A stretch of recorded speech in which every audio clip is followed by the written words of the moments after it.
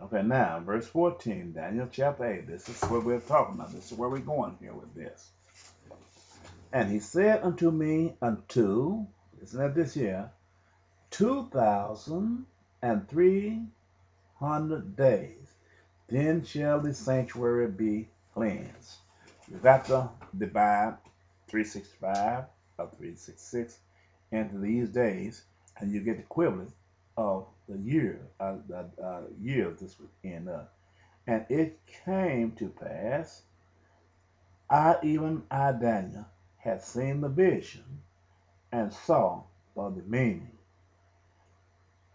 Then behold, there stood before me as the appearance of a man, and I heard a man's voice between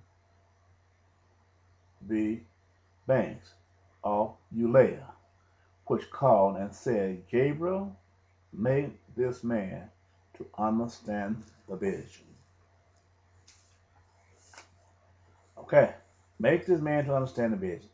Okay, now it's getting us to the identifying part, showing us to the race, the people, where this come from, which is consistent with the Gentiles. Letting you know that this nation in question that done all this is the Gentiles over there in the land of Abraham.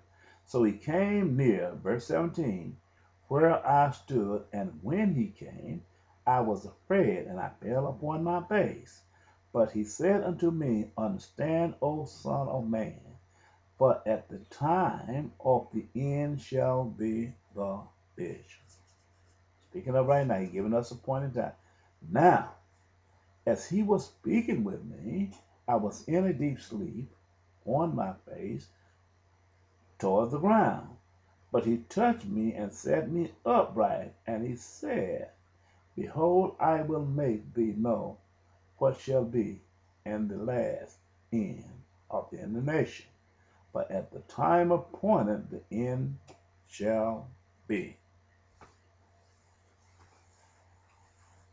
The ram, listen to this, the ram which thou sawest having two horns are the kings of Media and Persia. Media and Persia is the province of Iraq, Iran, and Afghanistan. Old Assyria part to the north. This is where this was going here, because this was a necessity. They needed this land right here because it had to be an outpost post to be used to put a force there to safeguard the oil while they take these oil fields in here. This is where this nation was, and it was not. They was not fighting these nations because what they were. They needed the crude oil, so they had to take these nations, which stretched from Syria all the way down to Afghanistan, which would cover Media and Persia, because you had the Tigris River there, you had the Euphrates River, and you had the Persian Gulf there. If you put your bumper zone in there, and you put a fighting force on the other side of these rivers, then you could shield off the Soviet Union and Chinese, because the nation have overpopulated, the peoples have overpopulated Earth, and these rich nations, in order to maintain that status quo region, they needed this crude oil. So, and by these nations being the outposts, they had to take these lands, they had to take the lands of Media and Persia in order to create a buffer zone to keep the Chinese from coming in.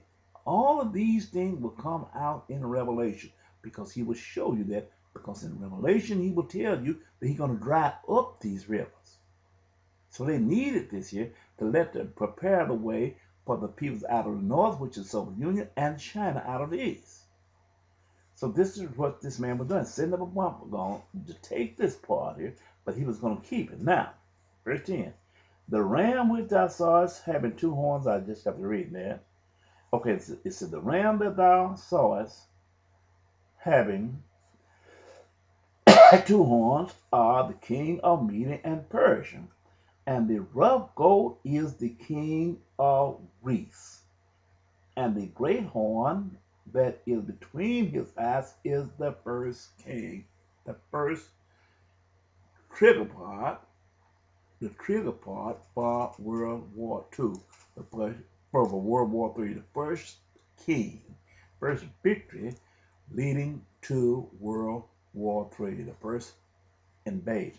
In other words, they had to get all of the World War III. Lord forgive me. In other words, this was going to be the first war leading to World War III. And that takes you back to Ezekiel chapter 9, where God said, told Jesus, call them all, every man in his destroying weapon. And when you look at the cross-reference with that, and you see how they came there, to use the trade center for a provocation. Once he became weak, the nations become weak because they placed sanctions on the nations to say it was not our fault. And when they taken and come and they knocked down trade center building, they said they hate America. They knocked down trade center. But the mindset is that crude oil over there. This is the reason they overkill all the time. They continue to kill. So these people came over here. They hate America. But the part is they cannot abandon the law of Moses for the law of the martyrs. So what they do, they go in there, overkill, and kill everybody against them that don't want them over there, so they can take the oil and they create a bumper zone to keep the other superpowers out. Because they know that it is only so much oil in this earth. They know that the world is overpopulated and somebody got to die. They know that. So, the white race out of the north, he makes his ground sacred ground. He uses weapons. But his intent is to slay everybody on the face of earth, the race that they're against, starting with the most black race, starting with the peoples of color, and slay all the, through secretly, slay everybody of color in the name of peace by leaving his race intact. This is what it's telling us here. You have to look at the thing. You have to measure this thing. What is in intent? If he's been there all this time and have not came back, and he keeps switching, he said Bin Laden was responsible for September 11. Now he said somebody else is, and other people is. Lord, it tells you, we know there's something wrong. How many kids you got to make? So it's got to be other purpose. But when you go back in the history of the Bible, you see this man was not in the book of life from the foundation of the earth. So if he's not in the book of life, he don't have nothing to lose. Nothing from nothing, leave nothing. He have no salvation. Now, verse 22. Now that being broken without where his poor stood up, verse 22 of chapter 8. Daniel chapter 8. Now that being broken, whereas for four stood up, for it, four kingdoms shall stand up out of the nation, Nation, but not in his own power. These four military fighting forces, ground forces, which started off with the bombardment of B-52, the four military fighting forces would stand up. Air Force, Army, Navy, and Marine would stand up. Not after their own power. They would have other peoples of the kingdom helping them fight his own brothers. It takes you all the way back to Jeremiah, I believe, chapter 24, I believe, Jeremiah 24, somewhere in there, 23, 1. It tells you about there was two baskets of pigs, one was bad and one was good. And God taking up the good and left the bad. But this is what he's talking about. The sinister side, they would use them to fight each other. That's what God means.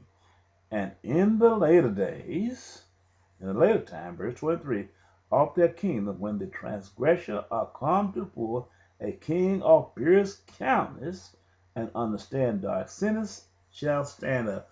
Once they